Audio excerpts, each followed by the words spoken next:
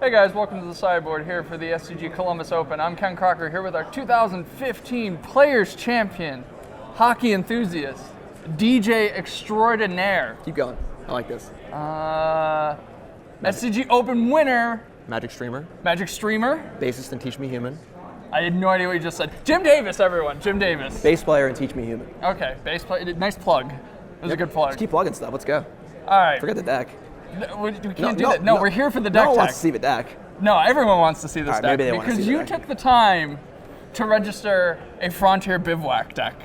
I did. I've talked a lot of trash over the last. How long has this card been legal? Like 2 years, card, maybe. This card right here. This is a Savage Knuckleblade. I posted on Twitter The earlier. best card in Standard. That I'm playing 4 of the worst card in Standard. Here it is, ladies and gentlemen. And there it is.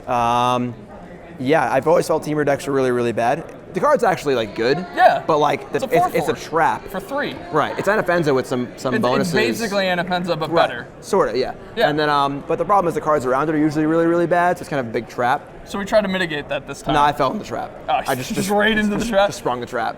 So you're playing a Collected Company deck, very similar to the Andy Ferguson Collected Company deck from last week where you played Obzon. You decided to go Temur. Correct. Because now you get to play Savage Knuckleblade, just the better Right. Anafenza. Yeah. And then you get to play other cards like, I don't know, maybe Jace Rid's Prodigy, for example. That card's not card as good as seems- Savage Knuckleblade, but it's like right under Right. Savage Knuckleblade. Yeah, it's like it just made the cut.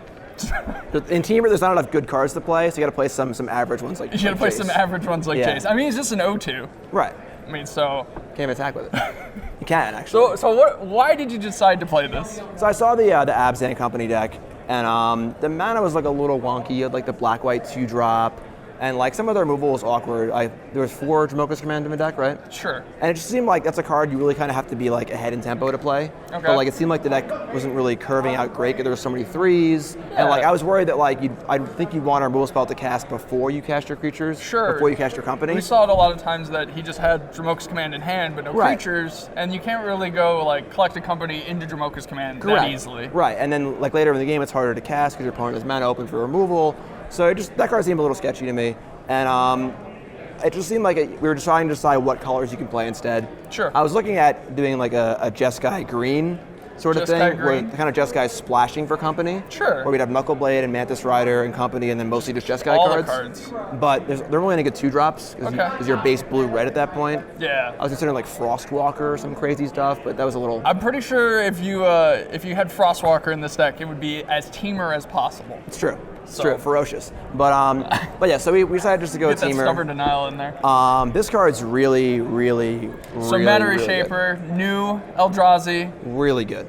So it seems to be one of the reasons everyone's going towards the Collected Company strategy, at least, Yeah, with it's- different colors, is that Matter Shaper is just so good. They're saying It's So sort of like wait, what in Bloodbraid this Elf. deck. What makes it so good? It just, I mean, it's good for the same reasons Company is good. Okay. You're trying to maximize your hits. You have a lot of 3s, a lot of powerful creatures, and then it's sort of like Kitchen Finks where it dies and comes back. And then like occasionally it'll be a company, so it goes back to your hand. Occasionally you'll hit a Den Protector and just put it back in your hand anyway, which is cool. So you're basically just playing Obzon Company from Modern because you have Anafenza and Savage Knuckleblade, and then you have yeah. Kitchen Finks. That's fair. And Matter Shaper, and then you have Eternal Witness and Den Protector. You're basically just playing a Modern Sure. deck in Exactly. Standard. Yep. I have my Lightning Bolts and my, my You Birds got of your Lightning Paradise. Bolts and Fiery Impulse, your Birds of Paradise, a little slower, but you got that Radiclaw Mystic. Right. And then you got And Tarmogoyf. Tarmogoyf, that's you got right. Tarmogoyf Yeah, because yeah. you got Sylvan Advocate. Snapcaster Mage. Snapcaster Mage and Jace's Rin Prodigy. Wow. So just a you were modern deck. talking a lot of trash about this Temur deck, but you're basically playing a Modern deck in Standard. Right. Basically. Yeah.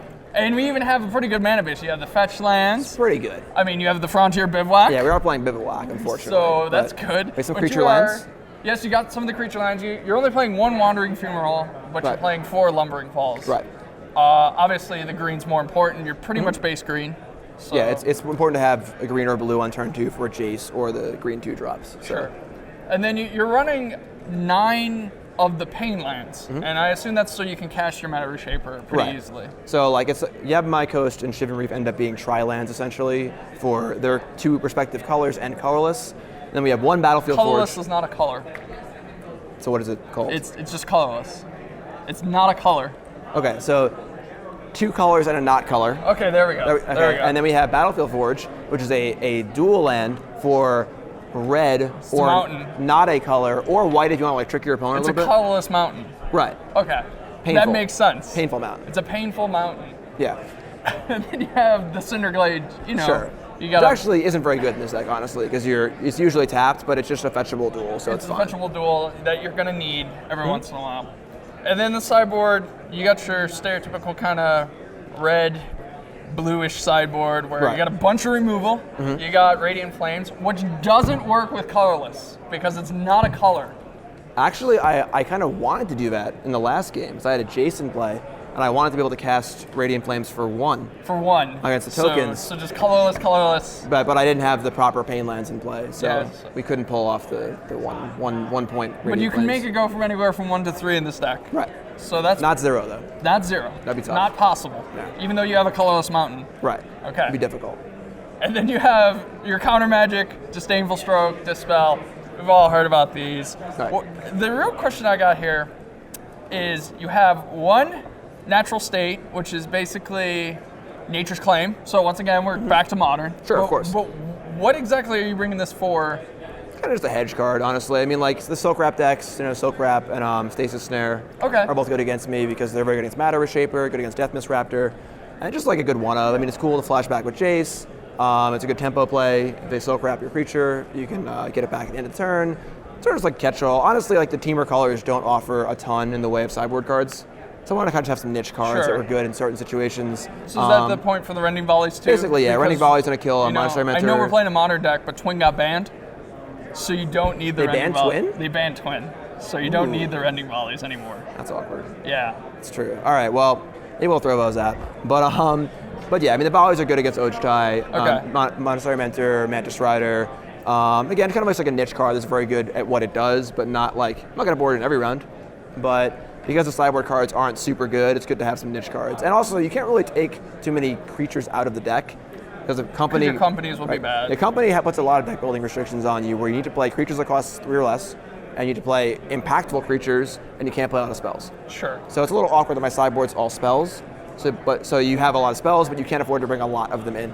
Yeah, so you're just kind of like hedging here and there, because I mean you got a couple of Fiery Impulses / Lightning Bolts, and some roasts, main, so Combust, obviously. Sure.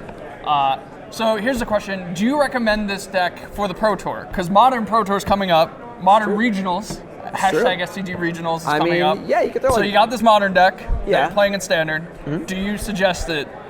I say yes. Do you think you broke it? I think you should probably get like 1 breeding pool though.